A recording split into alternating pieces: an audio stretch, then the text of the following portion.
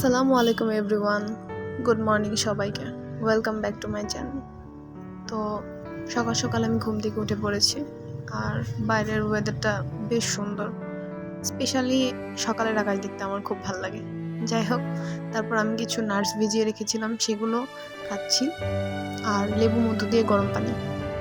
এটা আমার এখনকার প্রতিদিনের হ্যাবিট বলতে পারো। মোটামুটি প্রতিদিনই খাওয়ার চেষ্টা করি।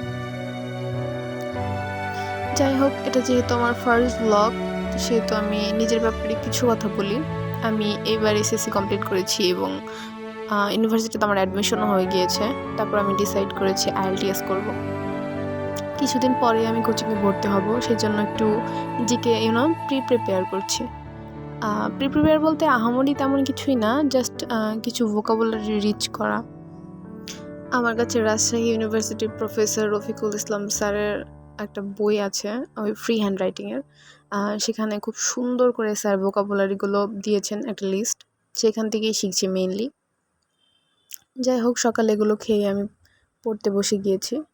আর এই যে বই তোমরা দেখতে পাচ্ছ স্ক্রিনে, খুব সুন্দর করে ওয়ার্ডগুলো দেওয়া, সে সঙ্গে কিছু সেন্টেন্স আছে, মানে প্র্যাকটিস করার জন্য খুবই খুবই কি বলবো, হেল্পফুল একটা বই। আমার কাছে আর কি বইটা খুব হেল্পফুল লেগেছে। যাই হোক, নিচে বাংলা সেন্টেন্স দেওয়া থাকে ওয়ার্ডের, সেগুলো বাংলা দেখে আমি ইংলিশ ট্রান্সলেট করার ট্রাই করি এবং লিখি। এ হচ্ছে ব্যাপার। যাই হোক, যেহেতু এটা আমার ফার্স্ট ব্লগ, যদি একটু ভালো রেসপন্স পাই তাহলে আরও ব্লগ আপলোড করব। তো আজকে বেশি কিছু দেখাবো না, এই দুপুর পর্যন্ত এই ব্লগটা কন্টিনিউ করবো পুরোপুরি।